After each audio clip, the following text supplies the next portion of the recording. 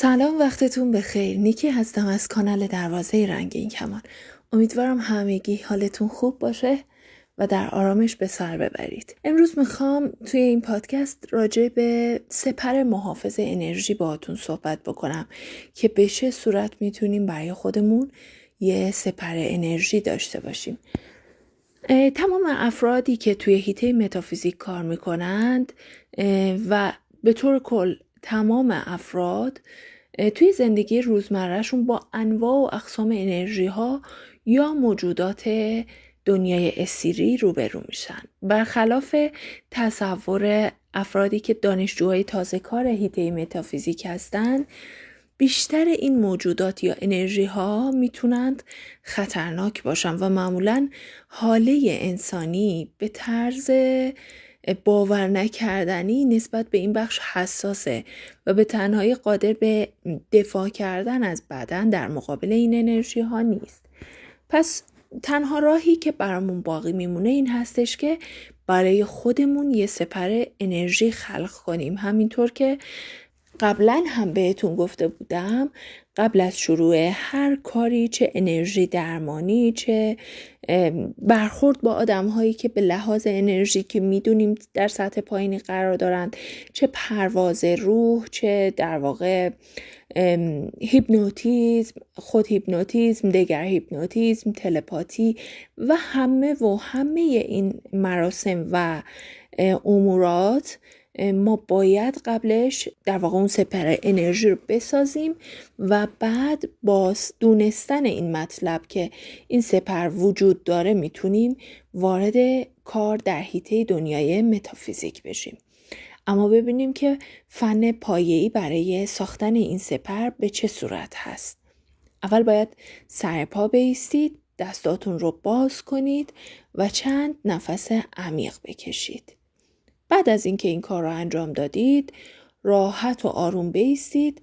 بعد از اون چشماتون رو ببندید، ذهنتون رو روی ورود و خروج هوا از بینی متمرکز کنید و تجسم کنید که با به درون کشیدن هوا یه نور طلایی رنگ و فوق‌العاده درخشان رو وارد بدنتون میکنید.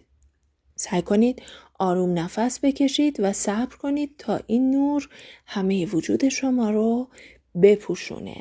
حالا چند لحظه مکث کنید و هوا رو به بیرون بدید. همراه در واقع بازدمتون به بیرون احساس کنید که این نور طلایی مثل یک کره محافظ میاد و اطراف بدنتون رو حفاظت میکنه.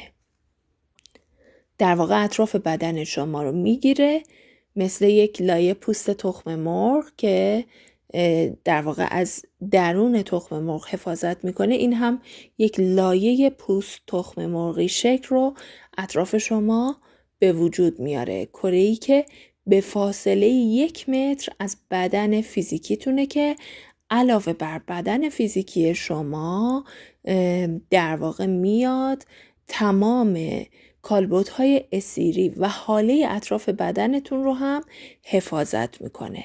حالا کره رو به طور ذهنی امتحان کنید که ببینید کامل شده یا نه. اگه احساس کردید که قسمتی از اون سوراخ هست، این تمرین رو باید 2 باره و 3 باره انجام بدید تا این کره شکل در واقع پوشش کامل رو به خودش بگیره.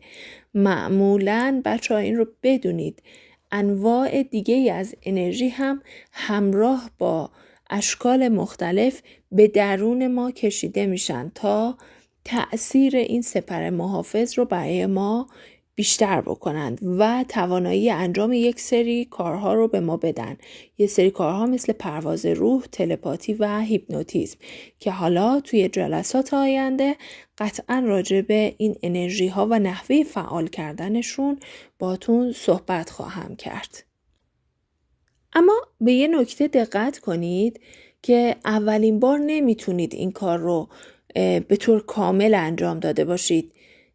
ممکنه سپری که ایجاد میکنید خیلی ضعیف باشه یا اصلاً شاید نتونید، براتون تجسم کردنش سخت باشه و نتونید هیچ سپری خلق کنید، اما ناامید نشید.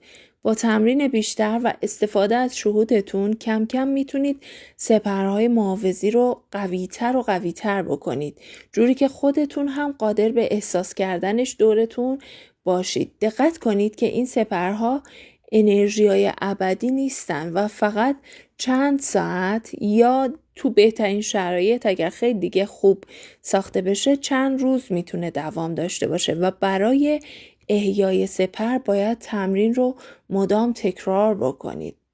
به خاطر بسپارید، دقت کنید بچه‌ها، ساختن سپر انرژی برای مواجهه با موجودات اثیری و انجام امور متافیزیک مثل پرواز روح، مثل تلپاتی، هیپنوتیزم، بیوکنزی و مواردی از این دست حیاتیه.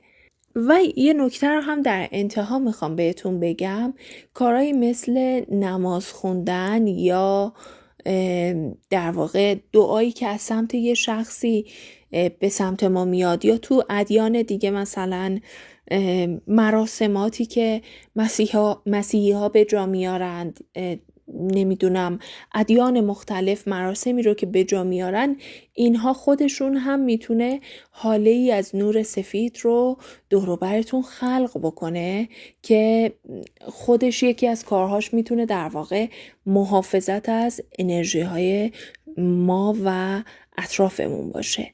اما بهترین سپر انرژی که در واقع بشه ازش استفاده کرد همین روشی هست که خدمتون گفتم.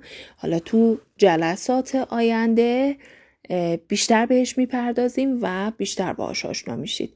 مثل همیشه دوستتون دارم. در پناه دارماهاتون باشید و نماسته.